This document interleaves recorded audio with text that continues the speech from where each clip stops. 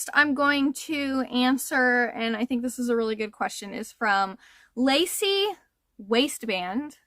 It's a really rad name, whether it be real or fabricated. It's a really cool name. Just to put that out there. And they say supportive people in your life, the personality traits they share, how you are like them, and how you are inspired by them. Specific instances where they helped you overcome a challenge. So I think that I've gone through several stages in my life where the type of people who have supported me have changed dramatically. I think that as we grow as human beings, the type of support that we need changes. I grew up in a home where I cannot complain. I was not abused. I was not mistreated in any way. None of the children in my family were. We had amazing childhoods. We were spoiled. We swam all summer. We had grilled cheeses waiting for us by my grandma when we came in. My mom took us to parks to play. She sat out front and let us ride our bikes all day around the cul-de-sacs. We had endless pictures of Kool-Aid. You know, I had a pretty Wonder Years type childhood. And I think that it was great support. You know, my grandma was a huge support in my life, and she supported me because when I was younger, I was a very insecure person. I was very fearful. And a lot of that had to do with the environment that I was growing up in, for sure. And I very much was just fearful of everything. So I really needed people to support me and be brave for me to handle things growing up. And, you know, in my family, there's this struggle of kind of like such togetherness that, like, no matter what choice you make, no matter what situation you're in, everything that you do, every move that you make, you have to consider everyone else. It's good to consider other people, but it's really hard to grow within yourself when you always have these pressures and guilts about living your life for other people to their standards, to make them happy. It's relatively impossible. You know what I mean? So once you're an adult and you're trying to make choices for your own life and your own progression, you have to be in the fallout of your consequences of your choices. You can't constantly be thinking about how it's going to affect everybody else, because ultimately your choices affect you. Not every choice, right? There's a lot of choices that we make that do affect other people, and there can be other people in the fallout, and we do need to acknowledge those people if that's the case. But for me, my family has a really hard time with allowing adults to be adults and still finding a way to support the adults without it being a control issue. So as I grew up, I really only have lived freely for the past like 7 to 8 years. Because once I grew up and was an adult, my environment became toxic.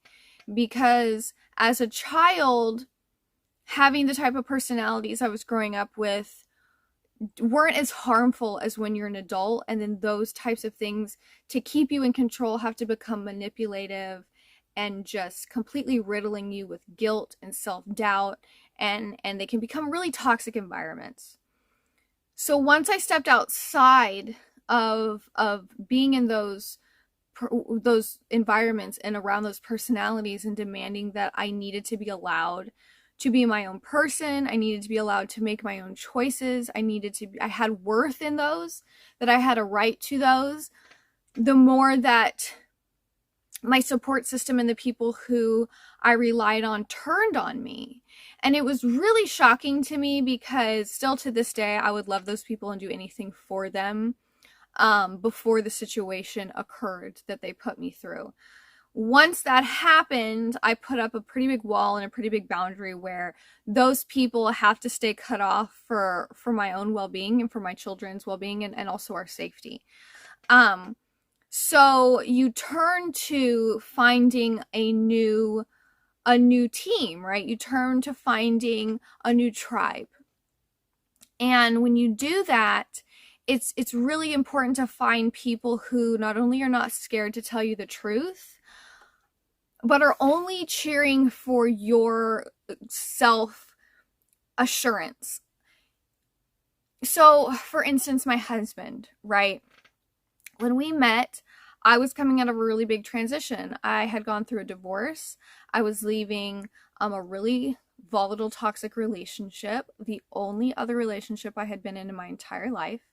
I was now a single mom of 2 children. And I also was coming to the realization that my home life was way more toxic than I realized with the childhood blinders on that I had previously. So when you start seeing reality versus the illusion of, my cat is coughing. I apologize. Are you okay? Do you need some sleeping dog coffee? Are you okay? Yeah? We good? I apologize. My children come first before all else. She's fine. She just had a little bit of a dry throat. She needed a drink. So when I was seeking out new connections and new energies, one of the people that was one of those sources was my husband now. And I think one of the things that was most detrimental to my growth was to not have some knight in shining armor swoop in and fix all my problems for me. And the thing that I really appreciate and value about the beginning stages of me and my husband's relationship early on was that I was in a very pivotal point of my self-growth. It could have been really easy for somebody to come in and manipulate me and dictate who I was to whatever they needed me to be for themselves, 100%, because that's what I was coming out of. I was a doormat, and I was in a stage in my life where I was being given the opportunity by the universe to either show up and show out and do the best that I could for me, or fall right back into where I had been my entire existence. My husband could have exploited that to no end.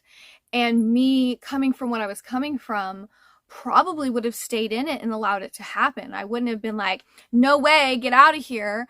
I would have just fallen right back into the same chaos that I was desperately trying to reach the surface and get out of to begin with. So for him, we had a lot of conversations about how he wasn't there to save me. He was there to cheer for me so I could learn how to save myself and be confident and powerful within my own sense of who I am and what I'm capable of. And for me, who I was as a person, needed that type of support. I needed somebody who was there to gas me up, but was standing there saying, hey, I'll fill up your tank, but you're going to drive this bitch like you stole it until you get wherever you're going to go. And when you break down on the side of the road, I'll be there to help hand you the tools you need, to tell you you're going to be fine. And then you're going to get back up and you're going to keep going. And I hadn't ever had that before. I had people who were like, let us just do it all for you so we can make sure you're doing what we want you to do overall. And it doesn't really matter if you can or what you want or who you are, because ultimately we're manipulating the whole situation to benefit us and our needs and our comfortabilities. It doesn't really have anything to do with you. So my first best friend out of that situation, who I call my wife, was the same way. Her family who adopted me was the same way. These were people who were there to cheer for me, but they didn't want to share my trophy. They wanted to hold me up and say, hey, bitch, look how amazing this trophy is that you just won.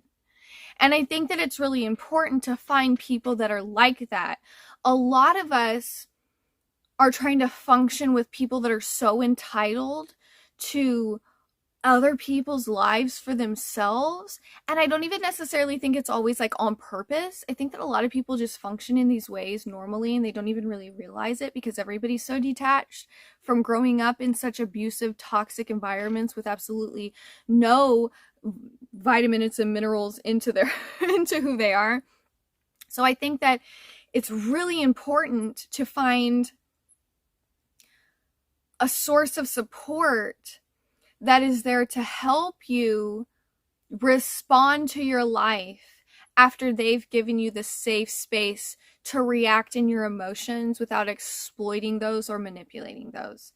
If you can't find people who are there as a sounding board for your initial emotional reaction to something, because it's normal to have a reaction, but then help center you so you can then respond accordingly in a positive and collected way, you're just being sent out by fueled chaos by somebody else who doesn't really give a flip and just wants you to go out in chaos because they're chaos. And if we're going to burn together, instead of saying, whoa, I have a bucket, you have a hose, let's make this work together. And I think that as I've progressed, I've taken these traits from these strong people because I wasn't strong. I was a doormat. I can't say that enough. I still struggle heavily with doormat tendencies. I am a yes man. I am a do whatever you're told man because of the environments that I grew up in the relationships that I was in being around nothing but narcissistic, manipulative people who abused those things in me because that's how I was since I was little, because I was always fearful. And because I was always fearful, I always relied on other people to be my bravery instead of people saying, no, I know it's scary. I know you're scared, but you're going to do it. And then you're going to be so much more proud of yourself. But instead it was just sit down. We'll do it for you. You don't need, just be cute. Just sit there. It's fine. And nobody can grow in that. So I think now for me, that's something that I hold on to really greatly and so intimately, and that's what I try to put forward in a lot of the content that I give to you guys. Is I feel like those were such strong things that my support system gave to me that now I want to give them all to other people, because it's so easy to fall back into those same lifestyles and be abused in those same ways after you've done it for so long. So when you find people who truly don't want to exploit you, don't want to hurt you, don't want to take advantage of you, they just want what's best for you, it can be really hard to open up to those types of personalities. But for me personally, I would not be who I am today if those strong sources of support showed me I could be my own strong source of support versus relying on somebody else to be it for me. So I think that, a lot of people say, you're so strong, Emily. I always kick my thing. I'm sorry. You're so strong. How are you so strong? How are you?